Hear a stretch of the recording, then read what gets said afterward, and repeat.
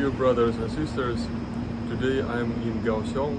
This is in the south of Taiwan, and we just had a divine service here with a group of faithful, which is quite small, but it still exists, even though there is no priest here on the all the time. But the group is still existing, and it is very impressive how this group formed from nothing.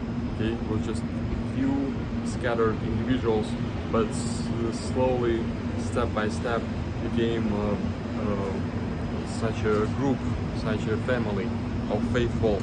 And now we gather. We don't have a church. We gather in a restaurant, which is run by one of the faithful. So it is really very similar to this early church experience, when people they gathered in those halls, in those dining halls, but they had very strong love towards each other. And we can read in Acts 4:32 that many of the faithful, of those who believed, they had one heart and one soul, and nobody called nothing of his property his own, but rather everything they had was common. Okay? This is like really one family. Now in the family, usually we also don't say it's mine, it's yours. In a Christian family that's very faithful, we are not really distinguishing. This is mine, this is yours. So this family, do we have it now?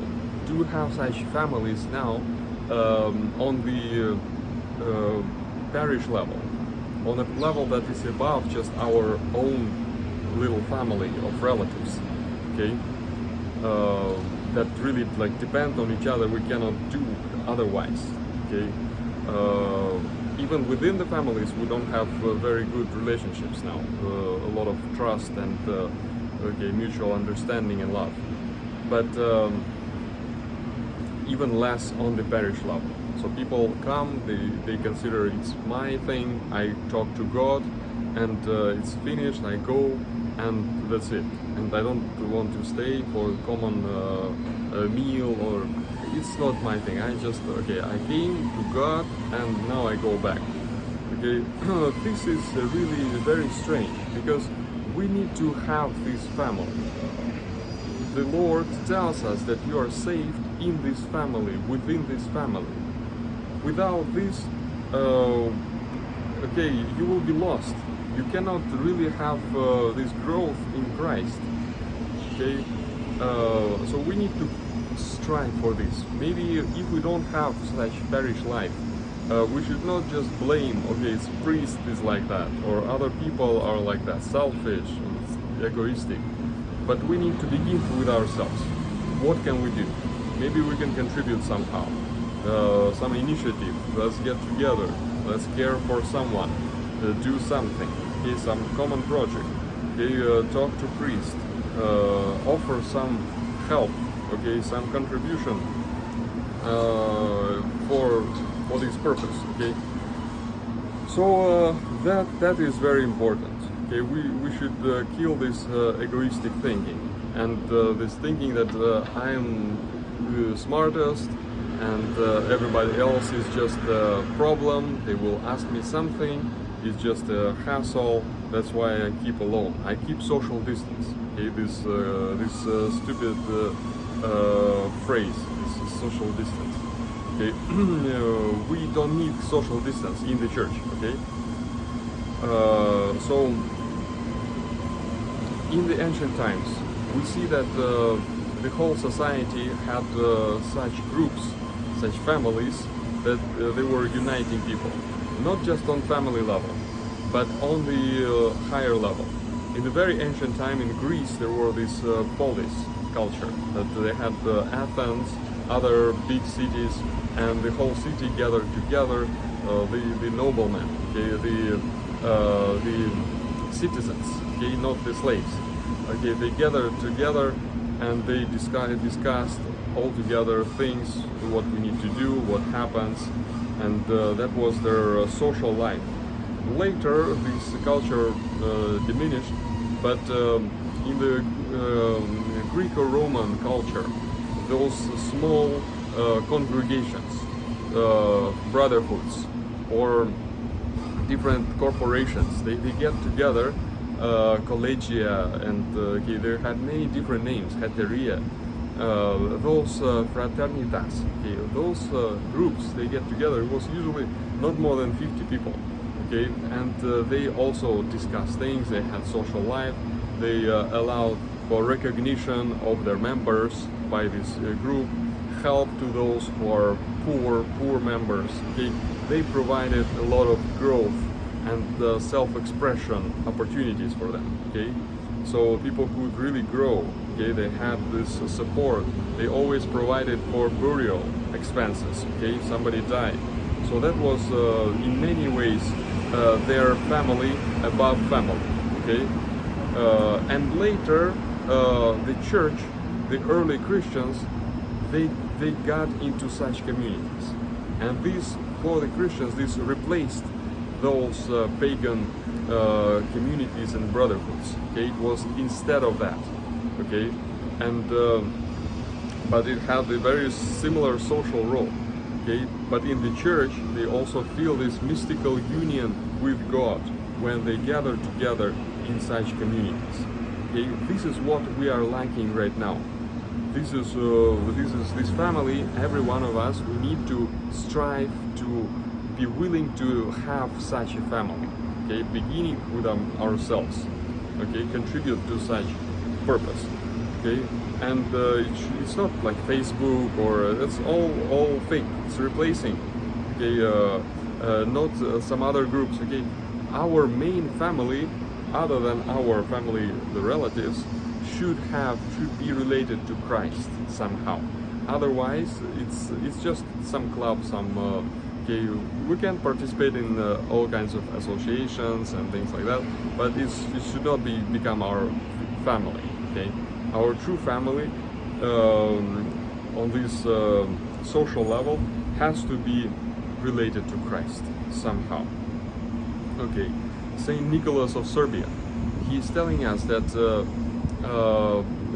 he is calling the audience, the reader, brethren, let us do this. Brethren, do you see this and this? And we feel that from him, it's not just some some protocol thing or some rhetoric, calling ladies and gentlemen. No, it has this feeling that he is an elder member of the family. He cares for us as our elder brother, as someone who is in very close relationship with us, spiritual relationship, even though he passed away 70 years ago or so. This is telling us that the family is bigger than only people in my city, the Orthodox people. The family that I have includes saints, includes the faithful who are already passed away. In the Ephesians, we read that they had, Apostle Paul says, that you became co-citizens with the saints. We are the same family with the saints through rejecting this world, through being born again. We need to feel that affiliation, this relationship with our saints also. This is so it should make us find friends there. Not only among the living members of the parish community. So we should not always say, oh, there is no people like that in my town. Oh, it's forget about it. No, there is always people. Because it's the sum of many members. It's more than just a sum. It's the synthesis. It's not 1 + 1 = 2. It's 1 + 1 = more. It's more. It's giving us much more. And we know that this works even in the secular world, because all those brotherhoods and these clubs, they have such a power. Now we have those Lions clubs, these Masons, Masons. We have Catholic, these orders. Okay, they go to different countries and do many projects.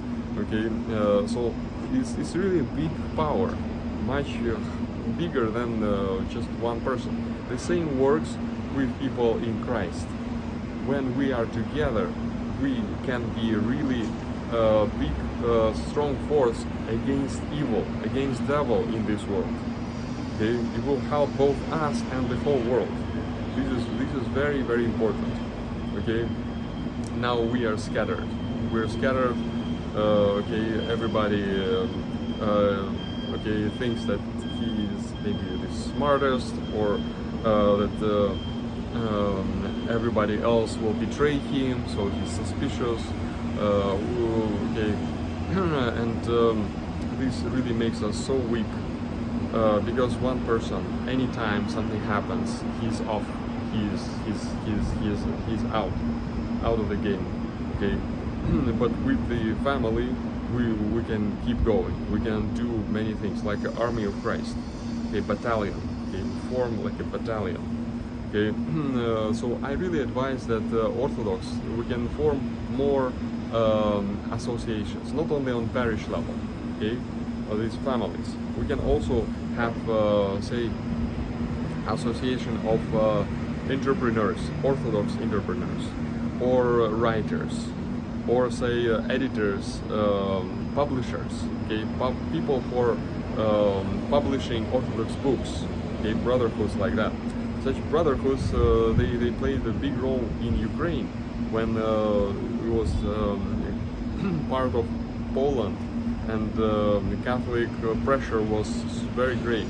It is these brotherhoods who are publishing books. They were able, they didn't have even priests, but they were able, even though small, to keep the faith, to fight this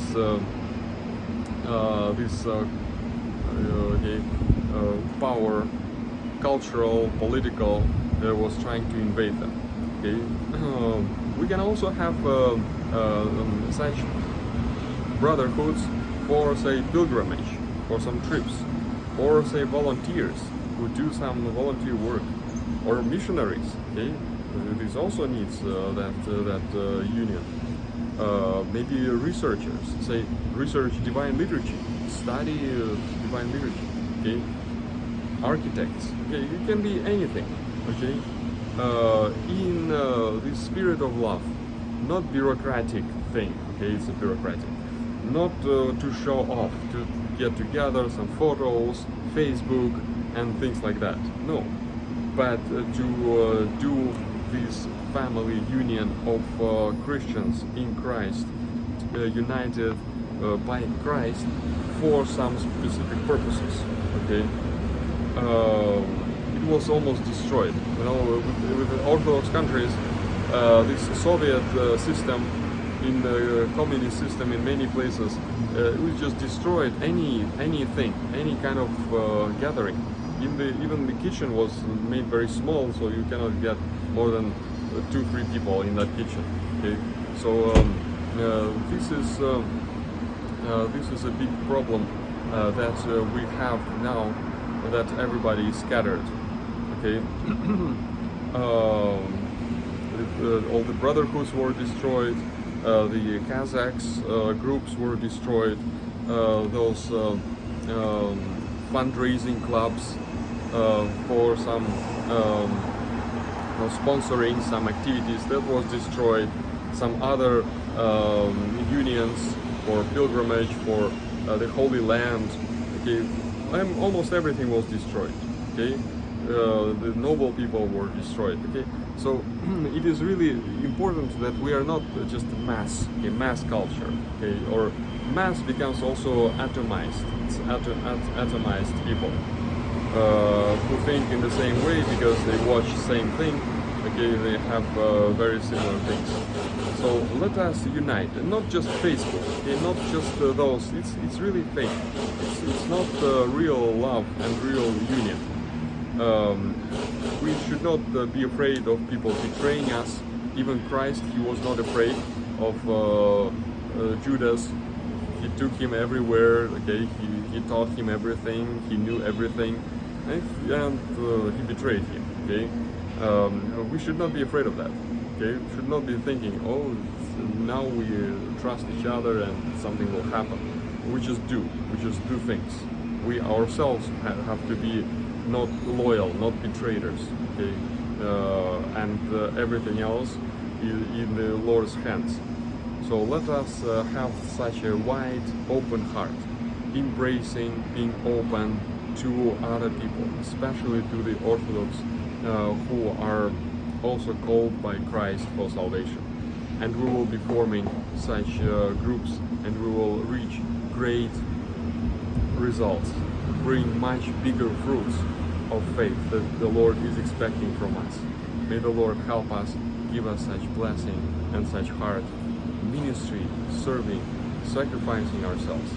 I mean, God bless.